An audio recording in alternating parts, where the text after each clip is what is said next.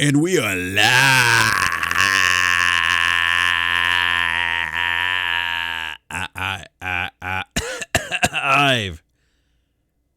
Hello. And good afternoon, everyone. Welcome to another Basement Radio Arcade podcast rant. I'm Enrique, better known as E, a.k.a. the People's Champ.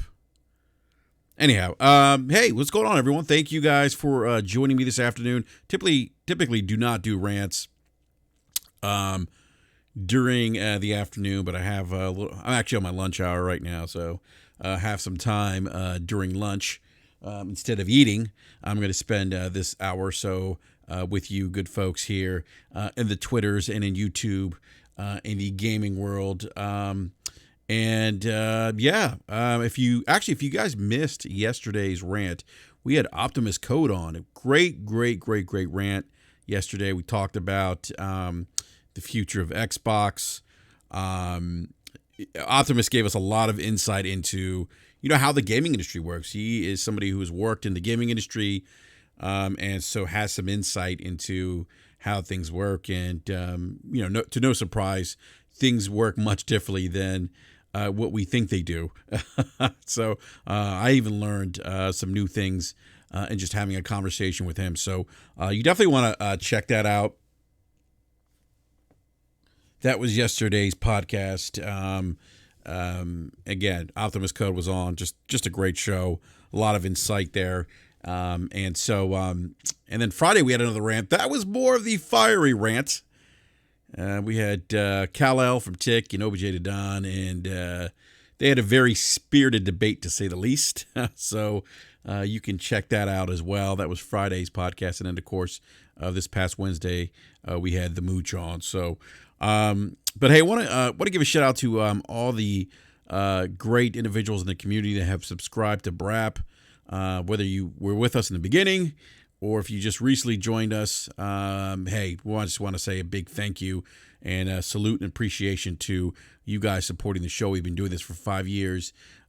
We are the best, smallest damn podcast channel out there in the YouTubes, according to me, of course.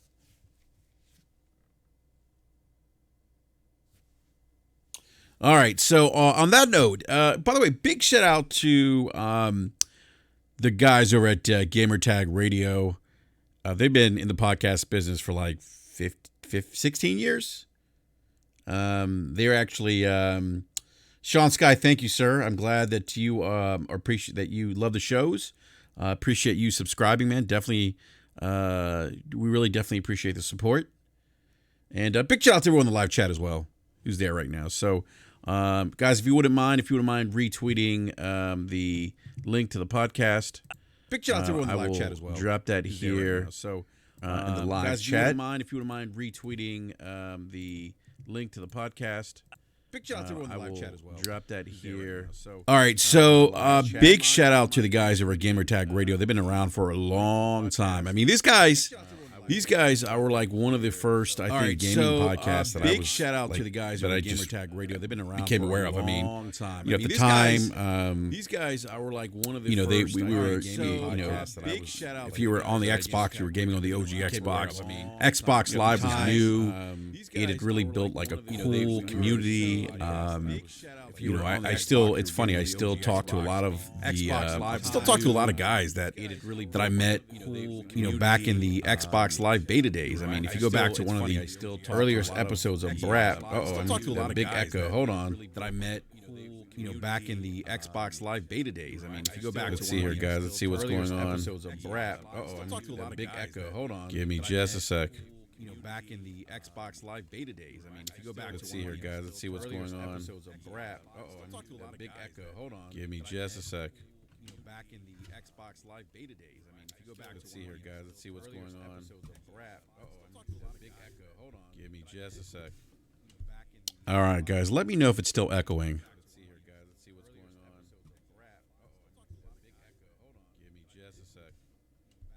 All right, guys. Let me know if it's still echoing.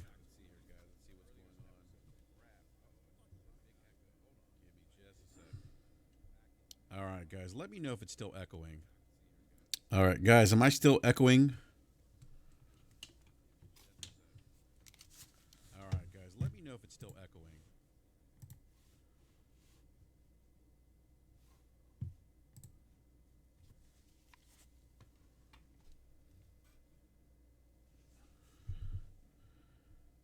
All right. Some people are saying that I'm not echoing. Others are saying that I am echoing. All right, guys. Let me know if I'm echoing again.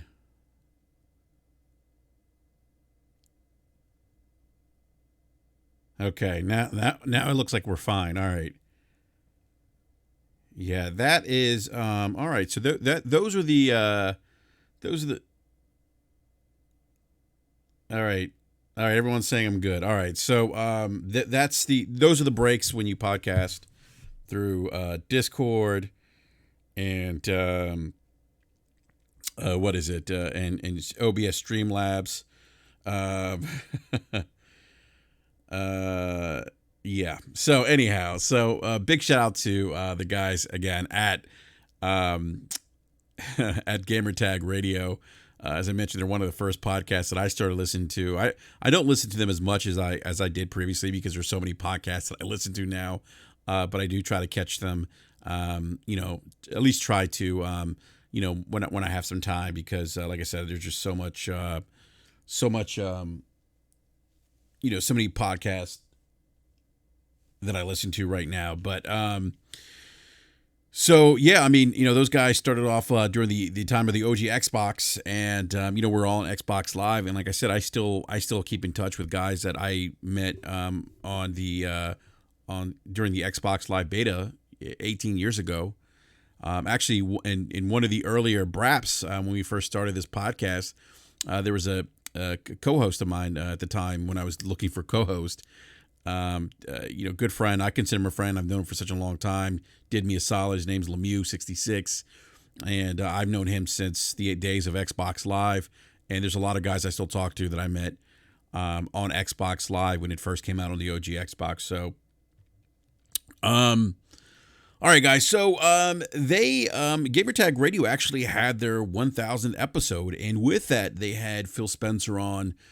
Which, if you haven't listened to that podcast, I did drop a link in the description below, so definitely want to check that out. Definitely a great podcast, and one that I think Phil gave us. I think some of the stuff he discussed might be new to us. Some of it may be information we already knew about, but I thought it was insightful. That. Some of the stuff he said, and I think if you primarily game on Xbox and that's your console of choice, I think there's a lot to be excited about in terms of next gen and what Microsoft's trying to do. We know about the studio acquisitions. That's great. My only hope with the studio acquisitions is that the games are good. Hopefully, the quality of games from the studio acquisitions is great next generation. That's what I'm hoping for.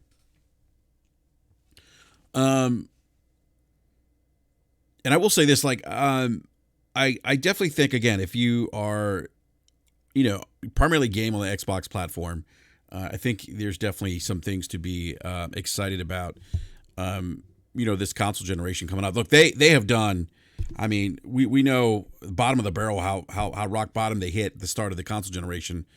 I mean, they have really turned things around, to really position themselves to offer better services, to really kind of expand the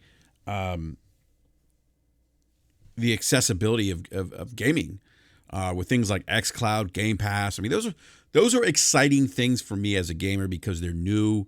I've been doing this for 38 years, and I have not seen anything like this, like game streaming at this level. I mean, game streaming's not new; it's been around.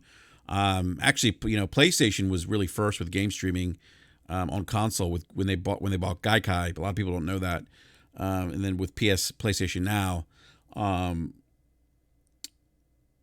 so it's going to be fat. And by the way, there's some great dialogue going here in the live chat.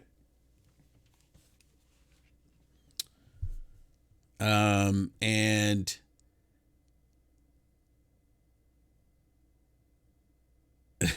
Gaming Forte with the $1.99 super chat. Thank you, sir. It says, I love your podcast. Nothing but the best, Echo. Thank you. I appreciate that. So I want to go to the live chat here, actually. So Enrico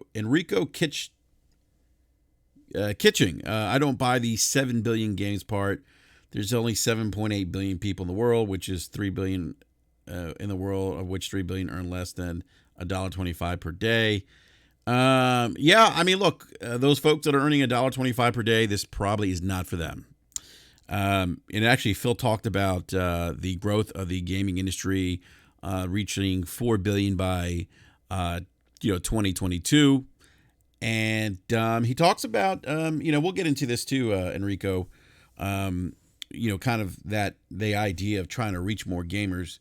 Obviously those gamers that aren't buying game consoles or playing on PCs, they're not gamers like us. They're not console gamers. They're not PC gamers, clearly, because they're not buying these devices to play games.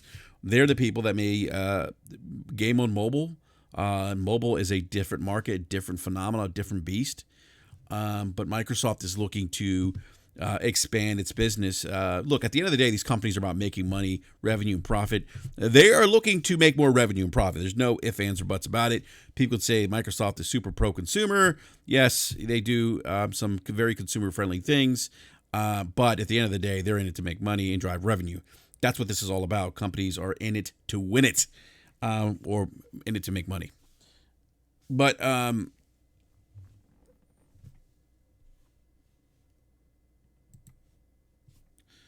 So he talks about this in the interview, and I'm going to go to some of the interesting points that I thought here with regards to the future of Xbox. And I thought this was really fascinating to hear Phil talk a little bit more in depth about this. We've heard him talk about breaking down barriers and we obviously he's talked a lot about Game Pass and so he talked about the philosophy of Microsoft, which is really a change from, I think if you've been gaming for a long time, kind of how we've looked at devices and consoles, the way I've looked at them for the last 38 years, that he wants Xbox to put players at the center of the experience, not the device per se. He believes that gamers playing on multiple devices leads to gaming's growth. And I would say there's probably some truth to that because of the growth in revenue streams. And now, as a developer, you're not just locked to PC or console. You have an avenue to get content to gamers who aren't buying PC and consoles. You got to remember, these companies are in the business to make money. These are new avenues of revenue for them. And so, from a business perspective, it makes sense. Whether or not it's for you or for not is inconsequential. I think the only thing I would say as a consumer, at least for me personally, so long as I get content and content that I like, I'm okay. I'm happy. If they decide to put, xCloud on 80 million devices, again, I'm just speaking in hyperbole here, but if they decide to, put, Xbox everywhere, if they decide to put it on the PlayStation one day, I don't care personally. I don't. I really don't. It's their prerogative. They are trying to, I understand their business. They're trying to make money. They're trying to, generate different revenues outside the traditional console model. And yeah, there's some truth there. There's going to be some growth that's going to be associated with, going out and venturing outside traditional console model. He's saying that by doing this, creators are finding potentially new customers. New gamers are coming into gaming now that may have not of game because of because they don't want to spend $400 on a console. They don't see the value in that. I think I think the Wii was my thought on the whole Wii phenomenon.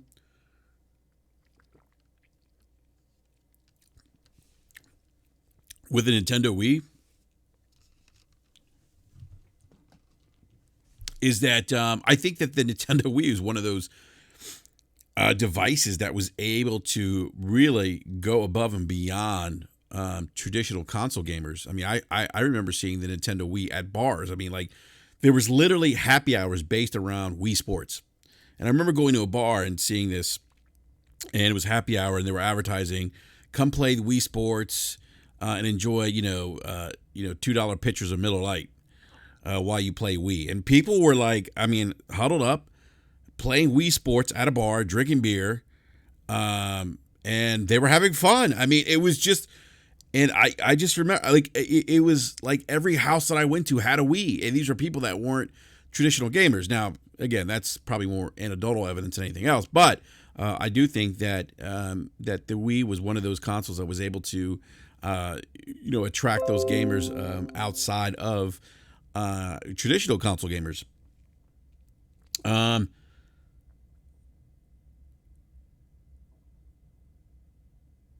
Yeah, Enrico Kitching says as long as the AAA games keeps coming, as we can still play games locally as well, I guess it's fine. Just limit the microtransactions. I'll say this, Enrico, as long as there is a market and consumers are buying AAA games, that's not going to go away. As long as people are still buying consoles to play locally, that's not going to go away. Microtransactions are not going to go away, and I'll tell you why. Developers, if you saw EA's recent quarterly earnings, they made like $2 billion or something in microtransactions. So what does that tell you? It tells you that the consumer base is accepting microtransactions and they're buying it. So developers aren't going to create things that don't make money for them. And microtransactions, based on, you look at the financials of EA, they are big revenue generators for these developers or these publishers. So that's not going away. As long as gamers continue buying microtransactions, that's never going to go away. What's up, Javier McCann? Says, Ola Brett.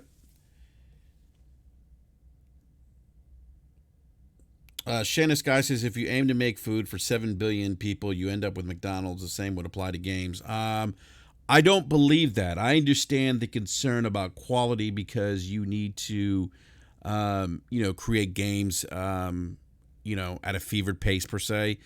But I don't necessarily agree with that. Gaming has grown. I've been gaming for 38 years, and gaming has grown well beyond 1 billion people now. 20 years ago, that wasn't the case. And with the growth of gaming, we didn't see a dumbing down of AAA experiences or consoles. We did see the introduction of mobile games, indie games, smaller games that maybe appeal to a different audience. We saw games like Candy Crush, and whether or not you like Candy Crush is irrelevant, because someone else likes Candy Crush. Candy Crush makes a lot. If you look at Activision and some of the mobile games, they make tremendous amount of money for these publishers. I mean, Activision. I want to say Activision owns Candy Crush. I could be wrong. Forte, if you have access to Google, if you could actually Google that, let me see something real quick, because now I'm curious.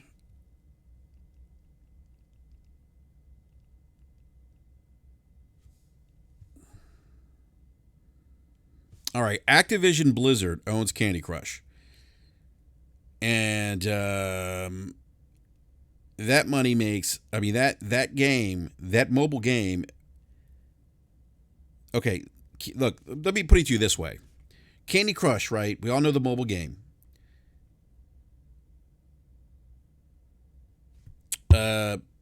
Candy Crush is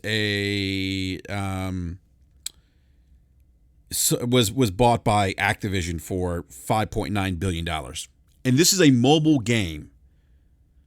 Now, I think sometimes, here's what I'm thinking. I think a lot of times as gamers, because something doesn't appeal to us from a gaming perspective, or a particular game or service doesn't appeal to us, we automatically assume that it's bad or that it's going to fail. That no one else wants it because we don't want it. That's not always the case. If Candy Crush, you got to remember, these companies ultimately are in the business to make money. If Candy Crush, a mobile game, sold for $5.9 billion, what does that tell you about Candy Crush?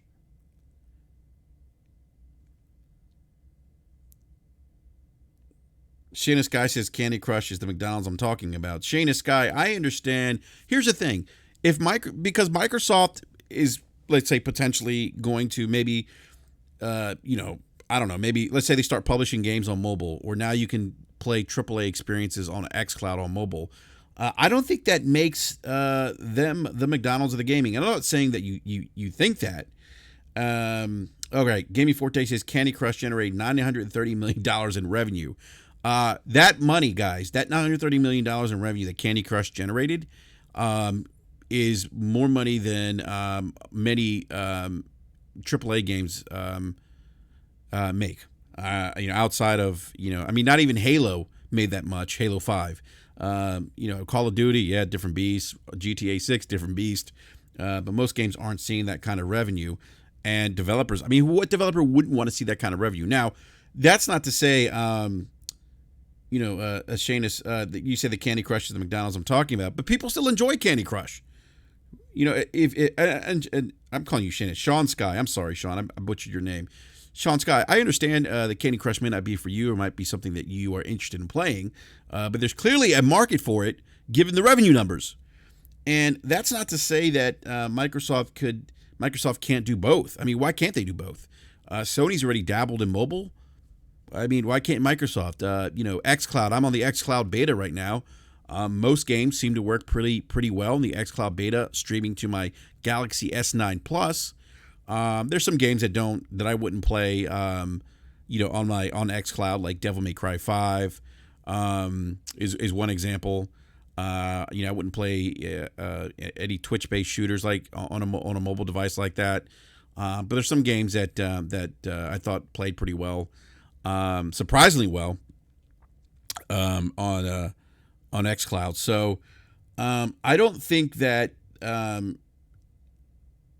Microsoft trying to reach more gamers is necessarily going to water down the platform. And if it does, then you have a choice as a consumer to say, hey, this isn't for me and I'm out of here, Microsoft. I hear that a lot. Gamers, this fear of, it watering down the platform. And if it does, it does. I mean, again, they're in the business to make money. And so I think at that point, as consumers, we have a choice to make whether this is something we want to agree to participate in or not. But I don't think so. I think that as long as people are still buying consoles, as long as people are still buying AAA games, I don't see them doing that. I could see them potentially, maybe publishing games in publishing mobile type games. But I think really this vision of Microsoft kind of reaching beyond the console is just trying to grow the industry, trying to get new eyes, trying to figure out how do we grow this thing more? How, because companies are all about growth. Any organization that's in business to make money, it's just about growth. How do we grow whatever product or service we're putting out there? What can we do to kind of grow outside of our traditional consumer base? And I think that's what they're doing. And look, I bet you $1 million that Sony is having the same conversation internally. The difference is Sony's not out there talking about it.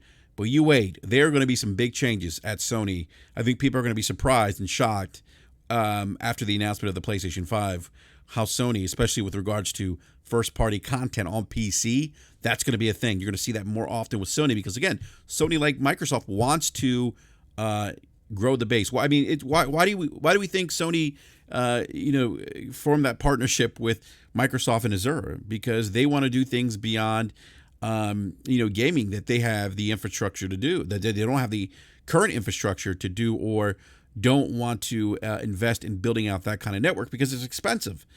It's probably more advantageous for them to just enter a partnership with Microsoft. And by the way, I want to say something. I see people saying, oh, they entered a partnership with Microsoft. They just bend the knee to them. No, look, these companies don't think like that.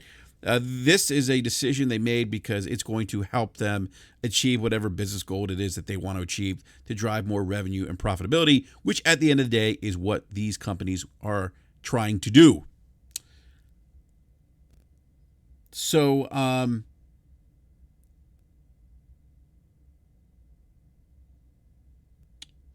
want to go back to something in the live chat here.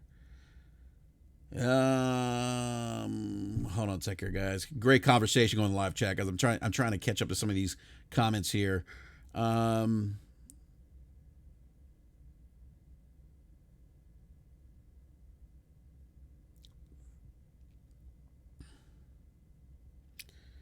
All right, Deadeye says, do you think about third-party Japanese developers going to support Xbox next gen? Yes, they will, but I still think that's a challenge for Microsoft. I mean, that's been a challenge since the original Xbox.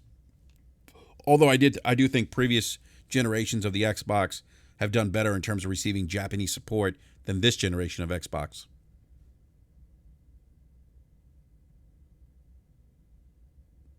Yeah, Eddie T brings up a good point. Mobile gamers will.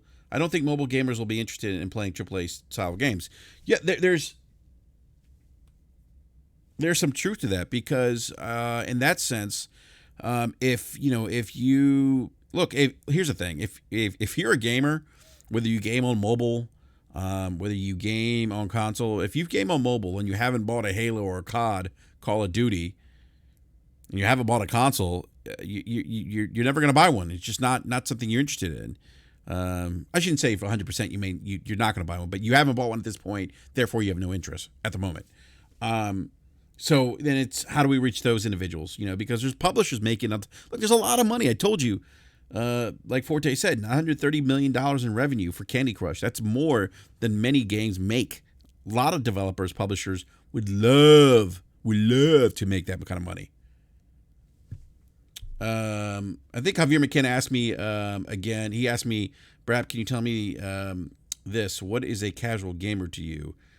That's actually a great question. I think a casual gamer to me is, someone who isn't, who isn't going out and buying, new game consoles at launch. These are individuals who are buying Call of Duty, the Maddens, the NBA 2Ks of the world, the Grand Theft Autos. They may buy some exclusives here and there, but they're not spending a lot of money. They're not on Twitter every day talking about video games. They're not on podcasts, live chats, gaming chat, gaming podcasts, live chats like we're doing now. Those are the casuals. That's, well, at least to me, that's how I would categorize casuals. Gaming Forte brings up an interesting point about Candy Crush. Candy Crush makes an average of $633,000 a day. Jesus Christ. $633,000 a day. Now you're telling me that publisher, that Microsoft and Sony wouldn't want a piece of that action? And I'll tell you what, if you don't think that Sony is going to go to a subscription type service like a Game Pass, we can argue whether or not they'll go day and date with their first party. I think that if Microsoft really starts making some inroads with Game Pass, and they start releasing some newer, big, quality AAA experience, and they're blowing the doors off of people. I wouldn't be surprised to see Sony revisit that idea and maybe do something like that. Which, look, isn't a bad thing. It's Sony's job, Microsoft's job to figure out how to make this work. And if it doesn't work, they'll go back to the traditional model of selling us games, and that's it. That's what probably will happen if it doesn't work. But they'll figure it out. They're going to have to navigate trying to get people into those subscription services. Because the thing is and we had this conversation on the last Brap rant with Optimus Code, where he's saying, the biggest thing for Sony and Microsoft, Nintendo, isn't necessarily how many consoles they sell. It's the software, how much software they're selling. I mean, if you look at the revenue numbers from Sony, they're generating more revenue from PlayStation from PlayStation Plus than they are in selling consoles. And so if you get people locked into a consistent subscription service, you can get those people engaged and keep them in there. You're getting a continuous revenue stream as opposed to, just selling a console and then being done with that transaction. You're getting this continuing stream of revenue, and that's more, profitable for these companies. And that's what's happening. That's the shift, that's the genesis that's happening right now in the gaming industry. And it's new. Nobody should be scared by this because it's not going to, unless it starts impacting our enjoyment of video games. I don't think anybody should really worry about it. I'm not worried about it. For me, it's like I'm not worried about it. If it doesn't impact me enjoying AAA game experiences, not just AAA games, but just if it doesn't impact the quality of my gaming experience, I don't care. I don't care.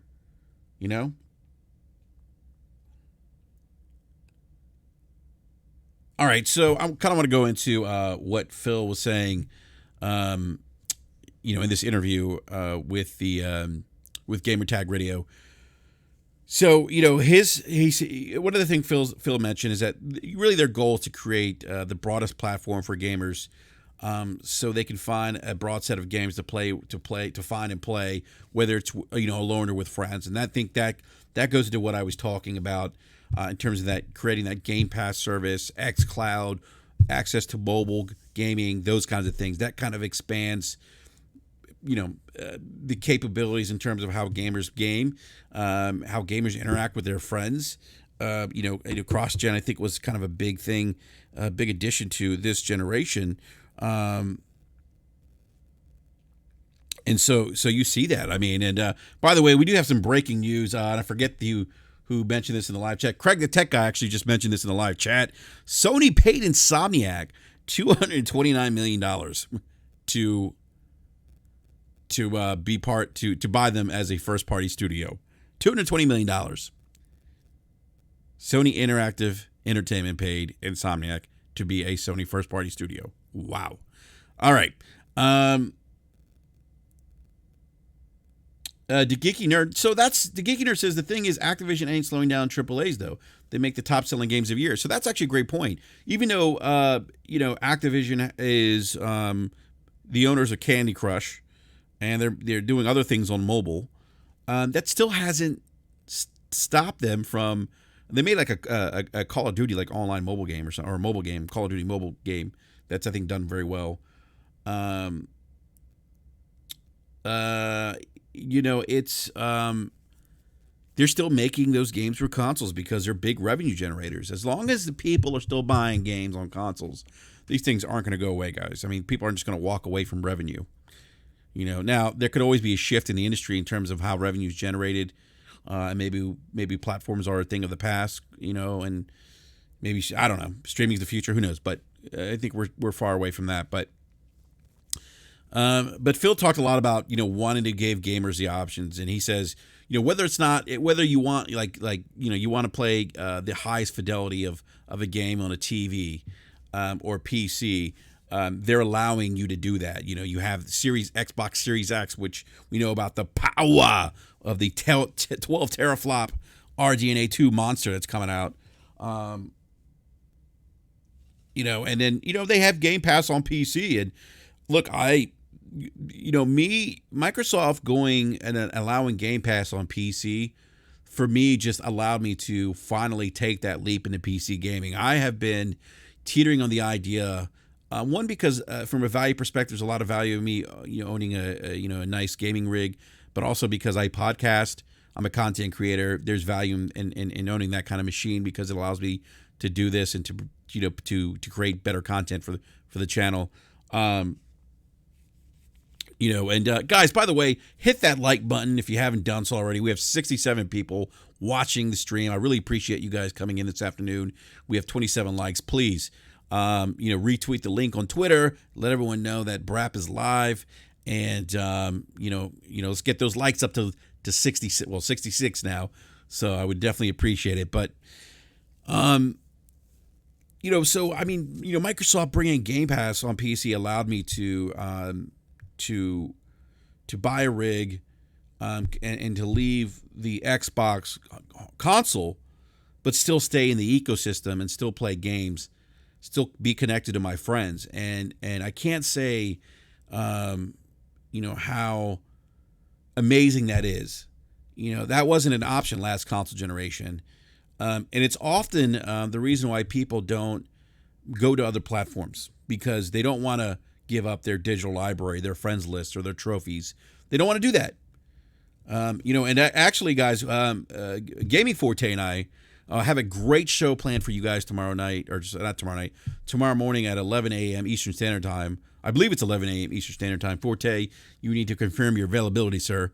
But we're going to talk about why this was the most important generation to be the market leader, and we're going to talk about some of the drivers that or why this generation is different from previous generations, and why this was an important one to be the market leader in. So that's probably going to be 11 a.m. Eastern Standard Time tomorrow. It's going to be me and Gaming Forte. We're going to talk about that. But yeah, I mean, that was kind of a thing we couldn't do last generation, and even the early part of this generation. And I love that. I love that I could get a PC, still be part of Game Pass.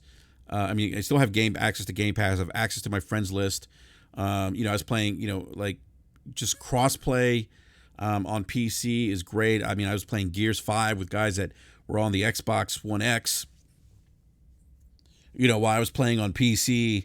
It's just great. I mean, it's great that I have that option, that I can still, have what I would call a superior gaming experience, PCMR, by the way, on my PC without leaving the Xbox ecosystem. So that's very much what Phil and Phil talked about in terms of their vision, just giving people the option to experience content on different devices. And hey, if you want the best looking graphics, we have a console for you. If you want to stay into the Xbox hardware ecosystem, if you want to go PC and experience what PC can do, hey, we got you covered. So if you want a game on the fly mobile on your new iPhone, or your new Galaxy S10, we got you. You can do that too. So just another option for gamers to engage entertainment and play games. So he said, they asked a question about I don't remember who it was in GamerTag Radio. They asked him a question about the unveiling of the Series X at the Game Awards, and what went behind that decision. And I believe, I know I heard this story before, but it wasn't an idea that Phil had actually come up with. I believe it was somebody in marketing.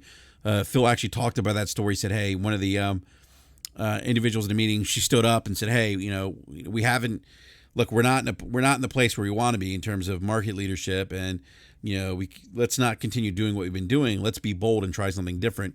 And that's how the idea of unveiling the Series X at the Game Awards came about. And so Phil kind of doubled down. He said everything from now to launch, it will be bold. They're going to try new things. So kind of interested to see what they do in terms of marketing, or maybe new studio acquisitions. Maybe they're going to lock some third-party games, big third-party games, day and date in Game Pass, kind of like they would in terms of paying a developer for exclusive content. Maybe we see that happen. I wouldn't be surprised.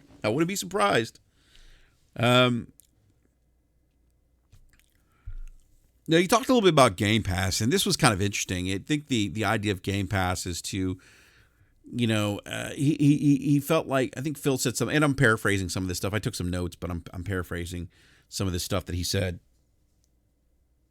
But Phil did say something to the effect, and woo, by the way, to Percolator 900. Give me a sec here, guys.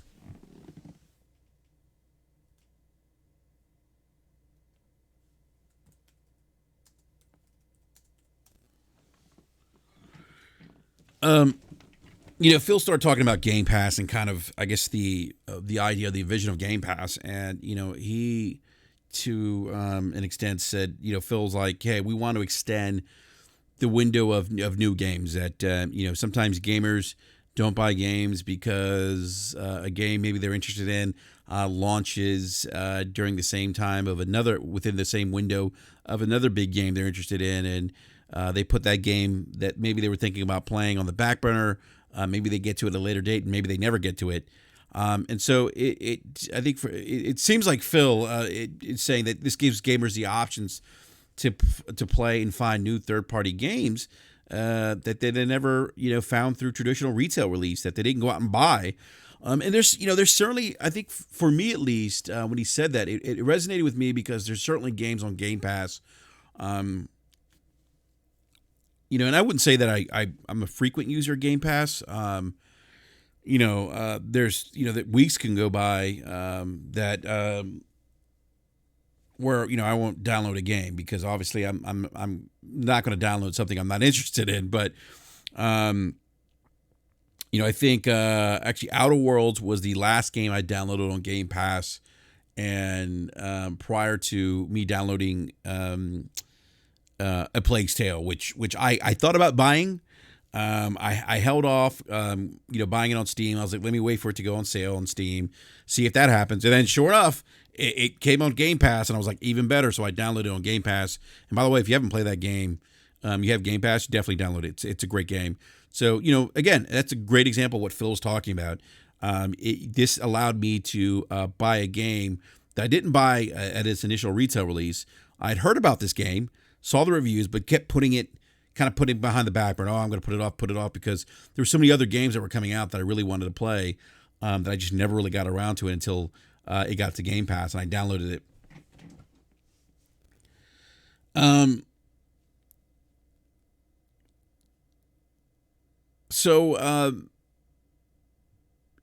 He did say that, with regards to Game Pass, they're not looking to take away, traditionally how people buy games. Like that's still, on the, still something that's something they still want to, obviously that's something they want to cannibalize. They still want to give people the option to play games. Phil mentioned that they found with people that subscribe to Game Pass, they play more games, they buy more games, and they've seen a growth in Game Pass subscriptions. That's been growing for them, but obviously he didn't provide any kind of real numbers. We don't know what that looks like. They can say double or it's gone up 10%, 5%. We don't know what that is though. And part of the reason why, and he mentioned the reason why they decided to put first party day and date into the Game Pass service was to, make the service grow. And that makes complete sense. By the way, guys, hit that like button if you haven't done so already. We have about 70 viewers right now. Appreciate you guys coming in to hang out and, supporting this rant. And Ryan Landis says, I know everybody, including Microsoft, think it doesn't matter if the Series X sells well, but it does. Third-party studios won't continue porting into a console with low numbers. That's an interesting question. That's an interesting dynamic. I think Phil kind of touched on this with the Series X, or when he talked about the ability to play on multiple platforms, and he mentioned scalability. That because they've been so close in the PC market, Ryan, that they've been able to develop tools. Again, I'm paraphrasing, but the gist that I took, how I interpreted what he was saying was that, scalability is easy, and it's not going to be something that's going to be super cost. It's not going to be something that's going to be very costly developers to scale games on the Series X. So I don't know, Ryan, if I'm assuming it's going to be, maybe it's a case by case basis with each developer. But even if the Series X doesn't sell well, if they're scaling games, that's different from developing games from the ground up specifically for that platform. So I don't know. I can't say that they wouldn't continue porting. That could be based, again, I think maybe that's on a case by case basis, depending on whether developer it's cost effective for them to do that. I don't know. That would be my guess, but who knows? But no, thank you for that point, man. That's an interesting point. Phil did mention something about he does not take issue with when people refer to Game Pass as Netflix, but said that he kind of bristles at the idea of being called Netflix, a Netflix type service. He's like, because look, Netflix doesn't sell content like we do, like Game Pass does, because you can buy games at a discounted price through Game Pass, which is actually a cool feature, I think. The game, if the game is going to be taken away for Game Pass, you're still playing it, you have the opportunity to buy it at a discounted price, which I think is really cool. So he did talk about the Series X. Now, according to Phil, the UI dashboard is much faster on the Series X than the Xbox One X. And this is kind of interesting. I don't know if we knew this before, but he mentioned that he's testing the Series X.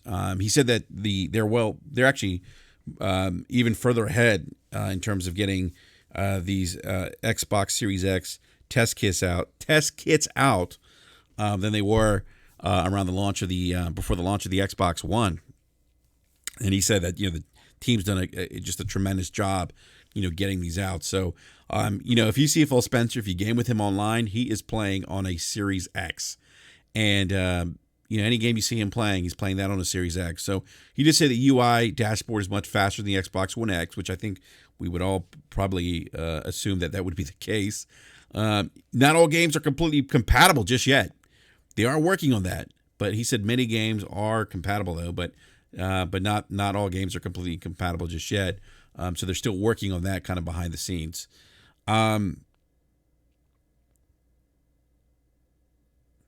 I think the one thing that I saw that kind of really just resonated. I think guys and gals, you probably agree with this. I mean, I think Phil's message here is just driving engagement, creating more ways for gamers to be engaged with each other, to experience content outside of how we've always traditionally done it. And so I'm not necessarily opposed to that. I mean, I also travel for work sometimes, so having the opportunity to game on my mobile device is a nice opportunity. I mean, it's a nice feature.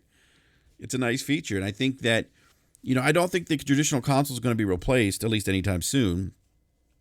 I've heard people say, "Oh, next generation consoles are going to be kind of phased out." That's not true. It's not going to happen. Consoles are still going to be a focal point for both Sony, Microsoft, and obviously Nintendo. These things that these things that the companies are doing are just going to be other avenues or channels to generate more revenue, outside the traditional console box. And again, it's all going to tie into getting people into the console, getting people to buy into the console, or getting people to buy into subscriptions. I think which was what xCloud is ultimately going to be at some point. Subscribing to Game Pass. Game Pass. You subscribe to Game Pass on an app on your mobile phone, you'll be able to stream those games via xCloud. I think that's kind of what the direction that Microsoft wants to go. And look, I don't think it's a bad thing, but if you think Sony's not going to do it, I think you're fooling yourself. I think that's going to be a thing. That's going to happen, I think. One of the last things, and this was actually, I think it was Paris who asked this question. He wanted to know about True Fantasy Online. And I remember when True Fantasy Online was announced at E3 for the OG Xbox, and I was really excited. Eddie T says, seems like Xbox would prefer us not to buy their console. So here's the thing. We had Optimus Code on yesterday, Eddie, and Optimus said that these companies don't, and I'm trying to remember exactly what he said, but ultimately the big thing for them isn't so much the selling of consoles, it's the selling of software and getting people into subscription services. Right. Now, obviously, you need to buy a console to do that now. But even then, that dynamic's changing as we go into next gen.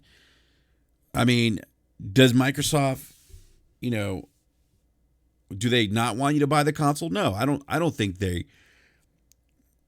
Here's the thing. They're going to make more money on, because you got to remember this, Eddie. These are multi-billion-dollar businesses. Microsoft's $1 trillion business now. Sony's $1 billion business. These companies are in it to make money, to drive revenue, to drive profits. And there is more money to be made in reoccurring revenue. And that would be in subscription services. If you looked at Sony's financials, they made more money on PlayStation Now Plus subscriptions than they did in selling console hardware.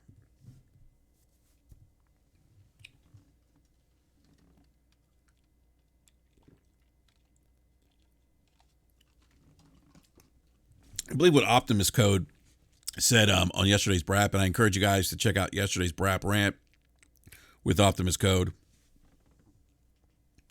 I believe he was saying, when these companies get to a point where the consoles reach economy to scales, that they then start making money, for these companies. But in the meantime, they're really trying to, the big focus is driving software and so forth.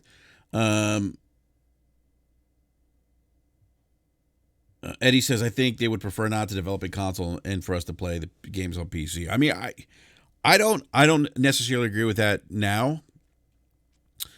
I mean, if they get to a point where it's just more advantageous for them to, release a software app that you can download on your phone or on your TV and have access to the Xbox platform, if they could provide you with the same kind of experiences you get natively, like Phil said, hey, if you want to play games with the highest graphic fidelity, well, you're going to get a higher graphic fidelity on an Xbox Series X or a high-end PC than you are streaming through xCloud. So I'm not necessarily sure they're going to leave just yet. Maybe at the point where the technology gets to a point where you can have those kinds of experiences, maybe then, but I don't think so. I think at the end of the day, they only care about buying or getting people into their subscription-based services, because that is the big revenue driver for them. You know, and I think, obviously, I mean, if they sell Xboxes, Series X or new Xboxes, they want that too, as well, because look, they introducing or selling more Xbox consoles to potentially new gamers or people who are not in the ecosystem already. I mean, all that really does for them is just expand their subscription base, which is ultimately at the end of the day what they're trying to do. So I don't see that as being something they stop doing or want to do just yet. All right. So Enrico Kitching says it's not sustainable to put in exclusives in Game Pass day and date unless you establish the right price point for the service. Look, I mean, Enrico, it's an interesting point. It's Microsoft's job to figure out. You know, I think in order to make Game Pass sustainable, my opinion on that would be that they need to increase the amount of subscribers they have, how much revenue they have coming in into that service. So if it gets to a point where it's super unprofitable for them to do Game Pass or do games day and date, then maybe they change. But they're not doing that. But that's their job to figure out. Look, I agree that you could certainly have a conversation around the viability of that service, but you know, I would say to that end that, you know, they need to drive people to this thing. You gotta, the way this thing works is if you get a lot of subscribers into that system, that service, that ecosystem, to drive that reoccurring revenue. That's how that's going to work. So who knows? I mean, we're not going to know, you know, how this thing really works out or pans out into the next console generation. But if they continue doing Game Pass and games day and date, and they continue doing it through mid-generation or all next generation, then that would tell me that it is that it's profitable for them to do so. Greg Van says, wonder how much the growth of Game Pass will affect the funding of both AAA games for Microsoft and third-party and third Game Pass games in the future once they're done with dollar deals. That's a great point. We don't know. I mean, I don't know. Again, that's I think, Gregor, that's obviously up for Microsoft to figure out. But yeah, who knows? I mean, I don't know. My assumption is if Game Pass grows, they get more people subscribing, and they get that reoccurring revenue, and they get more people, and they grow out the system or the platform. You know, if they get enough revenue to cover those expenses, then it's a win-win for them. But we'll, again, we don't know. It's up to them to figure that out. But we'll have to see. I'm not. I will. I have questioned its viability, and I still do because it's new, and I don't know. Obviously, I don't know what I know. I don't know what I don't know because I don't know. What I don't know how many. We don't know how many people are subscribed to the service. They haven't released those numbers. I think that might give us a better idea. But I think the jury's still out on Game Pass, and I think the jury will still be out until we get deeper into next generation.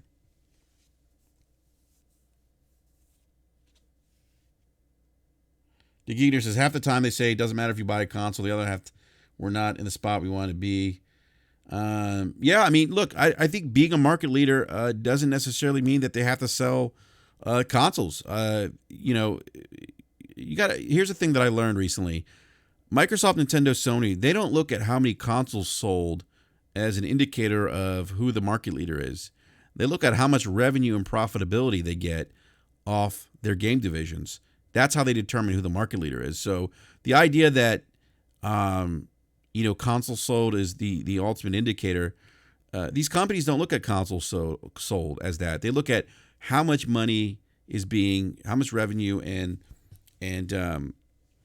profitability these companies are making off these game divisions. So in theory, Microsoft could get out of the console business, can have like a virtual platform, like to say Stadia, and drive the most revenues and profitability in the gaming industry, and they could be the market leader without having to sell a console. I know it's a foreign concept to us because many of us have been gaming for a long time, but that's how the industry works. And that's what it is. Enrico Kitching says console sales is key for Sony to make money on PSN. Yeah, console sales is definitely key to getting into people into that ecosystem. But here's the thing, Enrico, Sony is going to expand that reach, so it's not going to just be buying consoles anymore. That's going to make money for PlayStation Network. It's going to be I'm telling you, people are going to be for shock. People are going to see Sony mimic very similar things to what Microsoft is doing. And remember this podcast when I said this. These games going to PC, guys. Listen to the messaging that Sony's been telling us. We're going to put our games into PC now, our first party exclusives. Think about what that means long term. I think the Sony CEO came out and said console gaming is niche. Think about that. The PlayStation brand accounts for 26% of Sony's revenue. Contrary to what fanboys will tell you, people like to think that it's their only revenue, but it's not. PlayStation brand only accounts for 26% of Sony's revenue, almost a third. So it's a significant piece of their business. A third of it is. But their CEO says that console gaming is niche. So think about that. You are the market leader in the gaming industry, and yet you're coming out and saying this product where we're the market leaders niche. What they're telling you is we are looking to expand above and beyond what we've traditionally done in the console space, because there are other avenues and areas of revenue areas to drive revenue for these companies. Sony's going to do it too, guys. Sony's going to hop on board. Mark my words, they're going to hop on board and do things that people aren't. Either people are going to be surprised at doing, some people are not going to be shocked that he did it, and other people are going to be falling out of their chairs because they never believed that Sony would ever do it.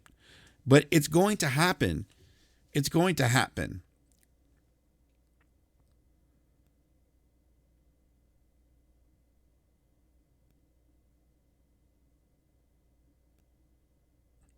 Gregor Von Du says, the question is, how big does Game Pass need to be to self-support games? I don't know that.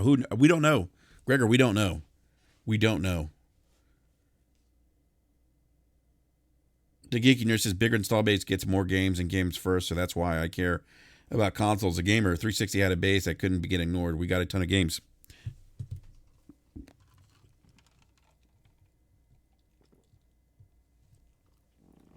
The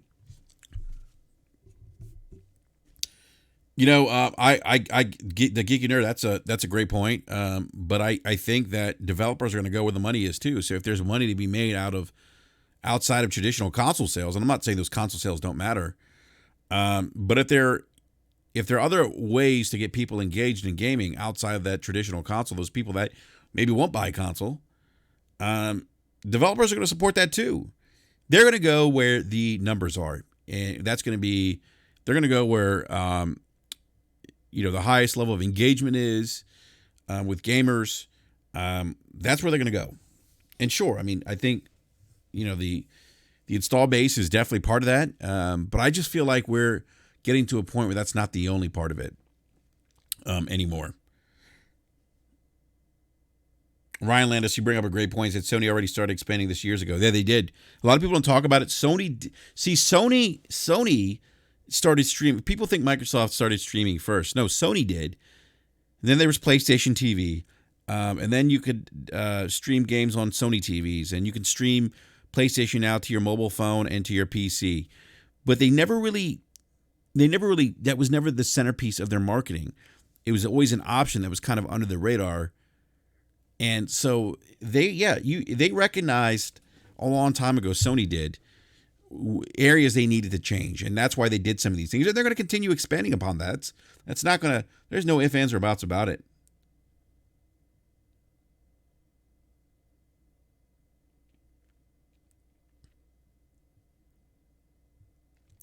Xbox Gamer says, major developers such as Activision, Rockstar cannot bring AAA games to the day to the day one and Game Pass anyway. They will make a loss on it, right? I don't know. I mean, I guess the thinking to that would be, I guess in our minds we would think, yeah, maybe there's a potential loss there, because maybe you take away from their traditional retail route of $60 for the people who are going to download those games day and date. But maybe Microsoft makes it advantageous for them to do that. Maybe they say, hey, Activision, we'll give you, let's say, what we project based on previous sales of Call of Duty. We're going to project that the new Call of Duty will sell this much on the Xbox platform. We're going to give you that money up front if you drop the game day and date. Now, I mean, again, that is just, who knows if that conversation happens? Maybe it happens. Who knows? Maybe that's something Microsoft could do, or maybe that could also be the case. Microsoft would never do that, and Activision may not be down for that either. But who's to say that deal couldn't happen? I don't know.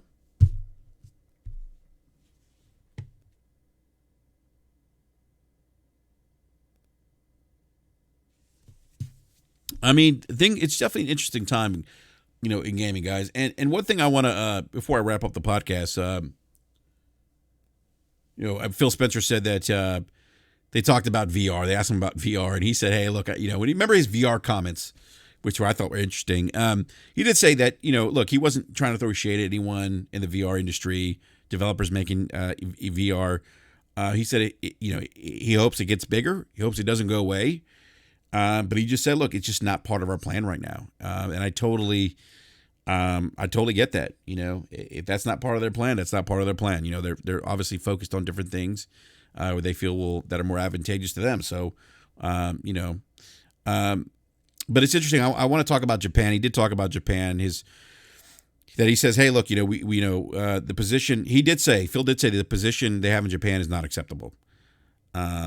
He said that, that with the launch of the Series X, they're not going to wait like 10 months after the launch in North America to launch in Japan. They're not doing that. He said that the feedback that he gets from a lot of Japanese, developers or heads of these development studios is that they do enjoy working on the Xbox platform, but their frustration is that they don't, I should say their frustration. The devs did say to Phil that they wish they saw more Xbox consoles in stores. So, we talked about on BRAP recently kind of the regional issue Microsoft has as opposed to Sony, and it's Sony's global brand. I know Slow-Mo has said that, he thinks that, xCloud is a way to kind of address that, the lack of, global footprint that Xbox has as a brand. And so that was kind of an interesting insight into the thought process and into some of how these Japanese developers perceive the Xbox brand. And he says that, he did say, they're still meeting with studios. Didn't sound like, didn't sound like they've acquired a Japanese studio yet.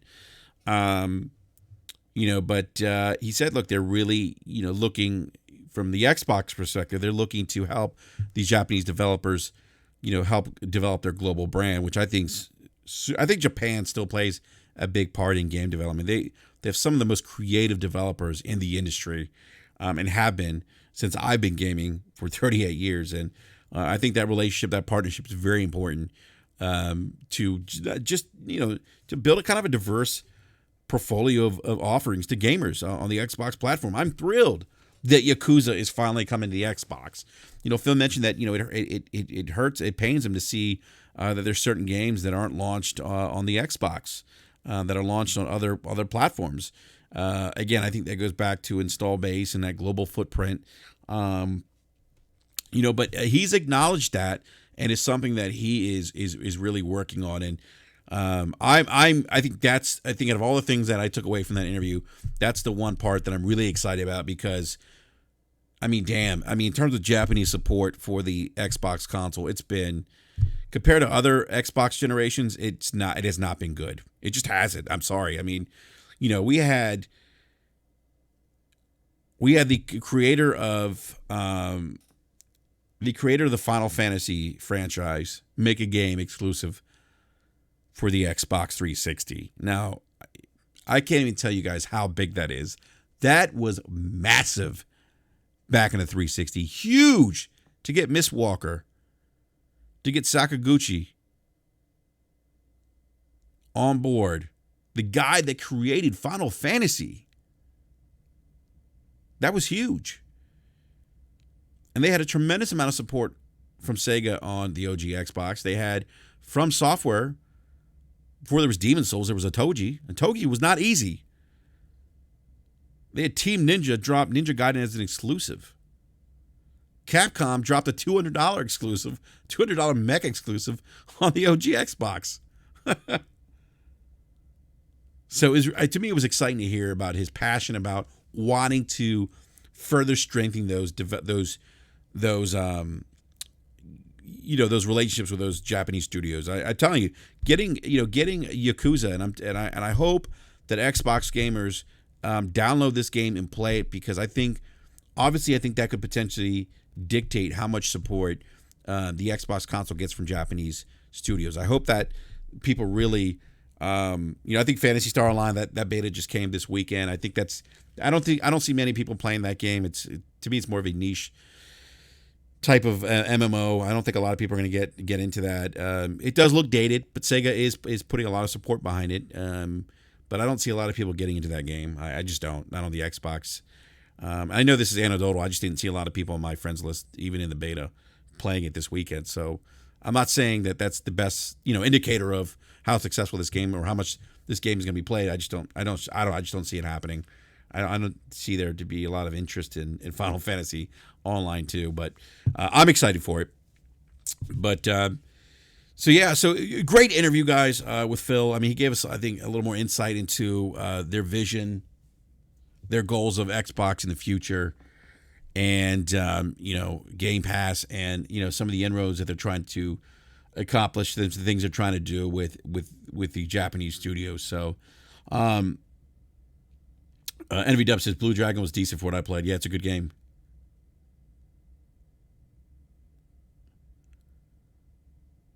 Yeah, Xbox gamer definitely. If I like Yakuza, I would recommend giving it a shot. It's entertaining, great story. It's just a fun game. I really enjoyed it. So definitely, I think it's definitely worth checking out. And it's crazy. Like, there's a game on the PlayStation 4 that's exclusive that is a spiritual successor to the Yakuza franchise, and it's called Judgment. And it's a great game from Sega. Not released on the Xbox, though. So, all right, guys. On that note, I'm going to go ahead and wrap up this BRAP rant. Like I said, I want to do a rant during my lunchtime.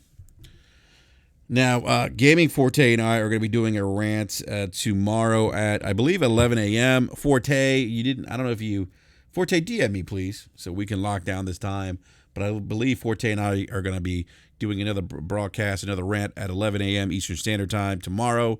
That is Tuesday. And we're going to talk about why this generation was the most important generation to be the market leader in. And we'll talk about that. So, and I'm probably going to do a little rant on... Oh, okay, there's Forte. So Forte is confirmed that, yes, we are good. So join me in Gaming Forte tomorrow, Tuesday at 11 a.m. Eastern Standard Time, as we talk about why it's important to be the market leader this console generation. And I'm probably going to go on a rant about anti-consumerism, because I had that conversation with somebody on Twitter. I always appreciate different points of views. We were just debating about this back and forth. But I want to talk about that because I do think there's a misconception out there about what anti-consumerism actually is. So, Forte, we might dive into that a little bit as well. So, on that note, guys, I am out. Thank you so much, everyone who joined this rant this afternoon. Please hit that like button. Subscribe if you haven't done so already. We really appreciate the support. We really do, seriously. We're going to be going out to E3 this year, and hope to get you some E3 coverage up on the BRAP podcast channel. So, on that note, I am out. Everyone, enjoy the rest of your day. Peace. Woo!